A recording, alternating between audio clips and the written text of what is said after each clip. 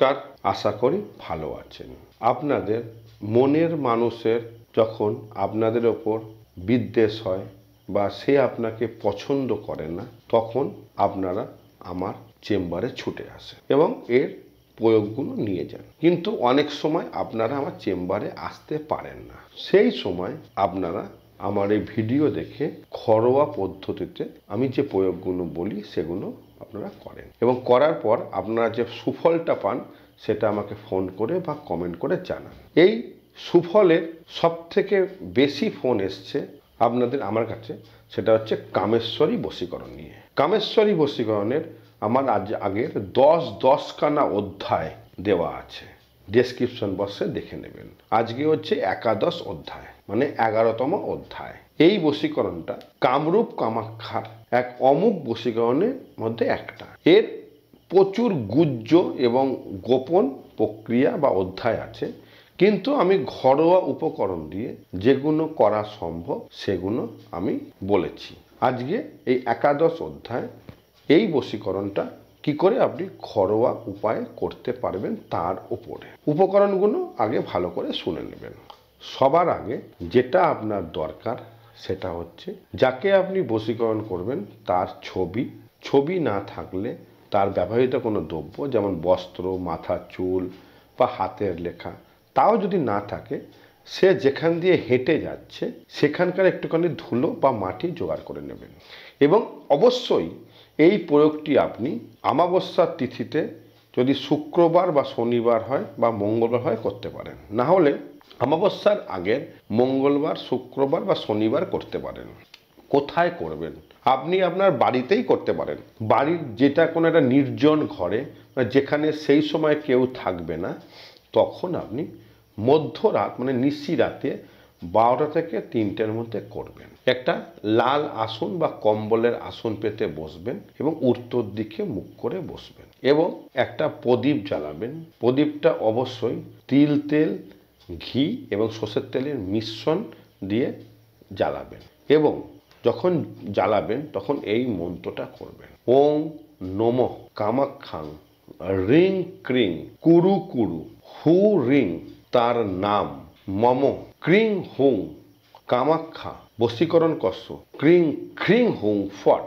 এই মন্ত্রটা 108 বার বলবেন, বলে প্রদীপটা জ্বালাবেন এবং আপনার পুরো ঘরটাকে, যে ঘরে আপনি বশীকরণ প্রক্রিয়াটি করবেন সেই ঘরটাকে ব্রহ্মকুণ্ডের জল দিয়ে ভালো করে ছিটিয়ে নেবেন এবং শুদ্ধ করে নেবেন। তারপরে আপনি বসবেন এবং প্রদীপ জ্বালাবেন এবং যেই প্রক্রিয়াটার জন্য প্রয়োজন হয় দ্রব্যগুলো, সেগুলো অবশ্যই তার যেটা বললাম কোনো ব্যবহৃত দ্রব্য বা কিছু এগুলো লাগবে বা ছবিটা লাগবে। ছবিটাকে আপনি একটা লাল বস্ত্র নেবেন, তার উপরে এরকম কোনো বড় থালা নেবেন, পেতলের, কাঁসার বা তামার, তার মধ্যে রাখবেন ছবিটাকে এবং ওখানে রাখার পর একটু পিয়ঙ্গু বীজ নেবেন, কুমকুম নেবেন এবং রড়ি নেবেন, একটু কর্পূর নেবেন, এগুলো রাখবেন এবং অবশ্যই ব্রহ্মকুণ্ডের একটু মাটি নেবেন, নিয়ে সেটাকে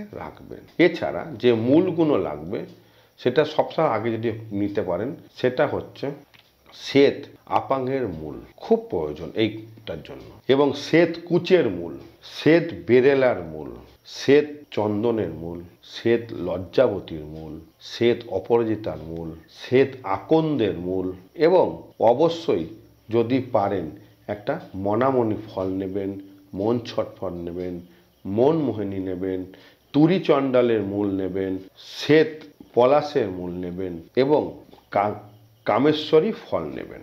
এগুলো আপনার খুব প্রয়োজন। এবং যদি আরও ভালো হয় তাহলে রাহু চণ্ডাল এবং বন চণ্ডাল এবং পাতাল চণ্ডালের মূল নেবেন। ওগুলো নিয়ে আপনাকে ওই ফটোর উপরে রাখতে হবে। যদি ফটো না থাকে তাহলে তার ব্যবহৃত যে দ্রব্য আছে তার উপরে রাখতে হবে। রাখার পর আপনাকে পদ্মাসনে বসতে হবে।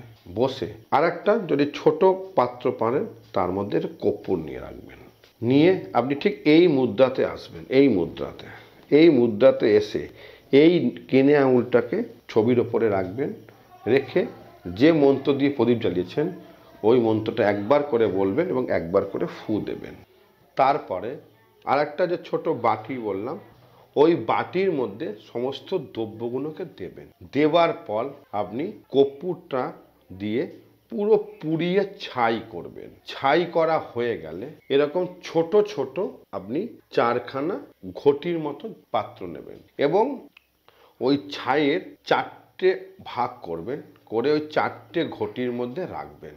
তারপরে ওই ঘটির মধ্যে একটাতে ব্রহ্মকুণ্ডের জল দেবেন, একটাতে বদ্রীনাথ ধামের জল দেবেন, একটাকে গোমুখের জল দেবেন এবং একটাতে কেদারনাথের জল দেবেন।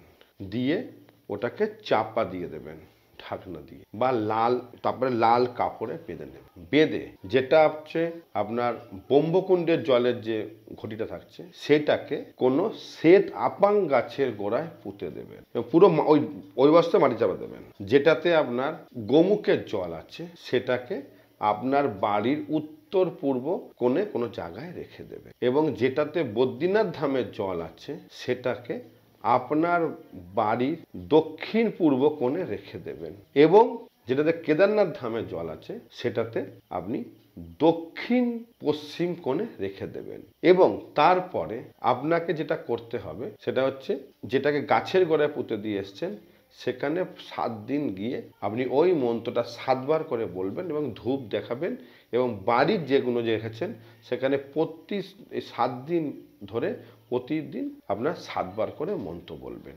এরপরে আপনি এই কাজটা সম্পূর্ণ হওয়ার পর একটা রোজ স্কোয়াশের ব্রেসলেট ধারণ করবেন এবং সেই ব্রেসলেটের ওপরেও ব্রহ্মকুণ্ডের জল ছিটিয়ে ওই মন্ত্রটা রোজ 7 বার করে বলবেন এবং আপনার ঘরে ঠিক যেখানে ঠাকুর রেখেছেন তার পাশের কোনো জায়গায় বা আরও ভালো হয় আপনার বেডরুমে উত্তর দিকে রোজ স্কোয়াশের ট্রি রাখবেন এবং সেই ট্রিতেও একটু ব্রহ্মকুণ্ডের জল দিয়ে দেবেন এবং যখন জল দেবেন তখন ওই মন্ত্রটা 7 বার বলবেন। একদম গ্যারান্টি দিয়ে বললাম, পরীক্ষিত সত্য, করে দেখুন। ভিডিওটাকে শেয়ার করবেন, লাইক করবেন, অবশ্যই জয় মা কমেন্টটি করবেন। ভালো থাকবেন। জয় মা কামাখ্যা।